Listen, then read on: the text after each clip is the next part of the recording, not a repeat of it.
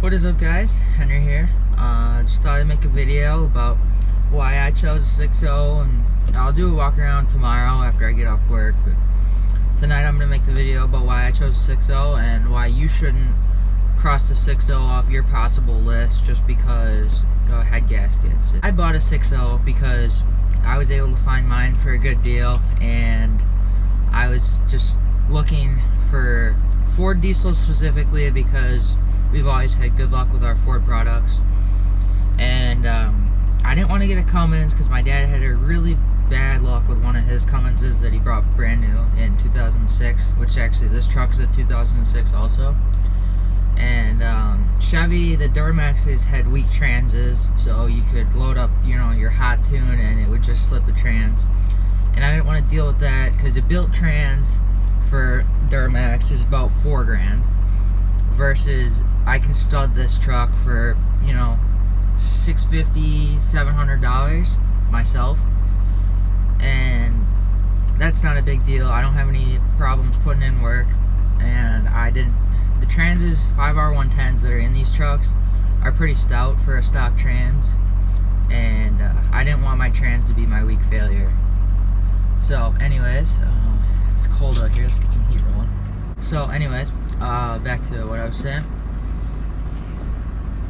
I bought this truck because I was able to get a good deal on it for the miles, and it was fairly low rust for my area. The driver's side cab corner it has rusted through, but it's not the worst I've seen. And the passenger side cab corner has just bubbling on it. We're gonna replace those, paint those. We're gonna do rockers, cab corners, and then the bed mounts are pretty much gone more or less. Fix those. It's not a huge deal either. Just the main parts like the bed sides and wasn't too bad. So that's why I bought this truck, and the fact that I was able to get it for a pretty good price. That's why I bought it. And I love this truck. I've ridden around in it a couple hundred miles now. I don't get my license till February, so there's that. But it gives me time to fix it up, add some power, just get the main stuff taken care of. So when I bought this truck, it had a welded EGR cooler. It's welded shut, so no exhaust gases are flowing through. And then it also has a Sinister Diesel coolant filtration system with a cat filter on it, which was nice. The basic stuff is done, and the essential stuff is already taken care of. The coolant filtration system, it wasn't totally necessary, but it's a nice add-on. But the EGR delete was pretty important to me. I don't believe that this truck has ever been tuned. I don't know for sure. I didn't ask the guy when I bought it. It has head gaskets still intact, so that was not really a main concern for me. The guy I bought it from was a really nice guy. I definitely, if I was going to go back in time and I was looking at this truck again, I would definitely buy it again. It was definitely worth it to me. And I want to be a diesel tech when I graduate high school, so that's why I wanted a diesel. And the fact that I just love diesels, the way they sound, the amount of tuning that you can do to a relatively stock truck to get more power it's pretty nice, pretty cool. And yeah, I like this truck. It's a very nice truck, in my opinion, at least for what I paid for it. Comparing to newer diesels, it's definitely very different, but I definitely would buy it again. We have a 4-inch straight pipe all the way from the turbo back MBRP that came in last Friday, so a week ago today. I just haven't had time to install it. We'll probably get to that either this weekend or next weekend. I don't know for sure yet, but we will get to that. So we're going to do straight pipe bed mounts when we do that at the same time. And then before I get my license, I want to tint the windows, do upgraded Super Duty tow mirrors, smoke cab lights. Yeah, I think that's pretty much it. That's about all I got for now. Obviously, wheels and tires eventually, tune it, stud it, cold air intake. If the turbo blows out, I really want to do a non-VGT, so if you're excited to see that, non-VGT 6.0, then go ahead and hit the subscribe button, maybe some 190/30 injectors. It's all in good time. I don't have money for any of that really right now.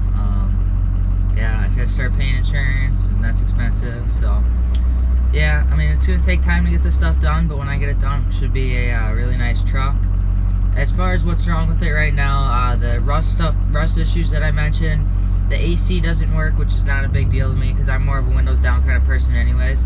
And then this driver's side heated seat does not work. I think it's the heating element, because the passenger side one does work, and it's a very nice heated seat. I would definitely say it gets hotter than a 6.7 heated seat.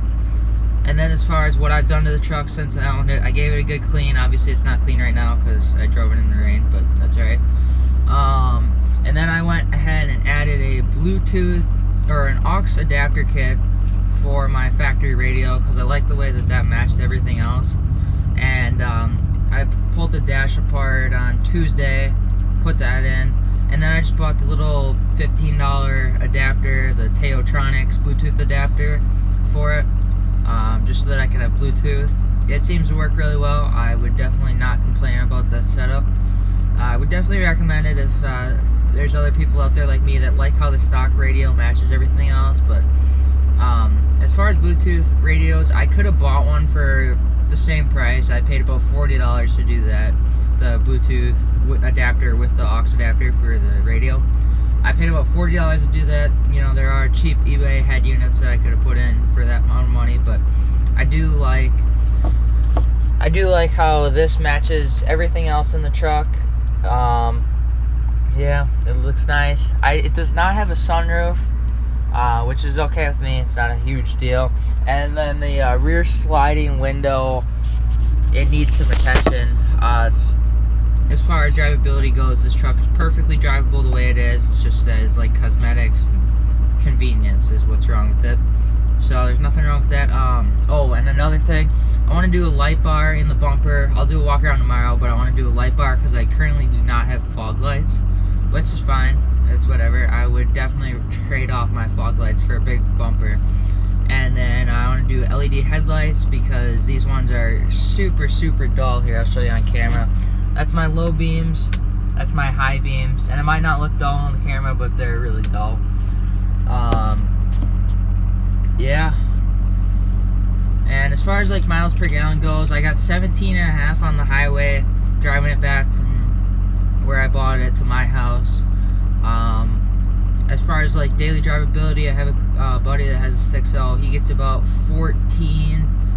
I would say I'd be pretty close to that, maybe a little bit higher, somewhere around there. Yeah, it's more or less about all I got. If you guys want to see the build, you know, keep up, hit the subscribe button, and definitely we'll get that going.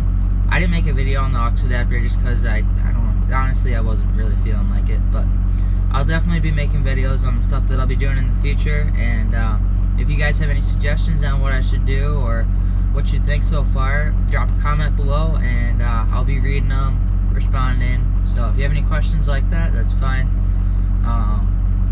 So yeah, walk around tomorrow, and see you guys in the next one.